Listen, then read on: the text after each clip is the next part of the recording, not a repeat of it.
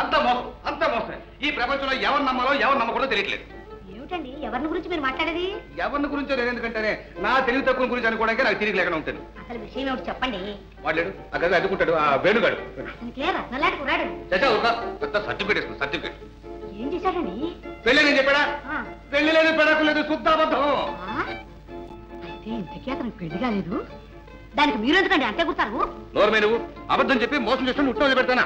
పోలీసులు ఫోన్ చేసి 5 సంవత్సరాలు 5 years. అయ్యో పాపం, ఈ మాత్రం దానికి పోలీసులు దక్క ఎందుకండి? అంతగా అయితే అతను పిలిచి మీరే 4 చివాట్లు పెట్టండి. నేను పిల్లలను అడగను కూడా, కావలసిన నువ్వే పిలిచాడు. నేనేమని అడగండి? వెంటనే వెళ్ళి పెళ్ళని ఇస్తామని ఏం చేస్తాడో చూద్దాం. మీరు మరి నీదేని పెళ్ళాక తీసుకొస్తాడు. అదేనే ఇప్పటికైనా నిజం చెప్తారేమో చూద్దాం. అయ్యో మీరు అడగండి, నా వాళ్ళ అడగమంటుంటాను.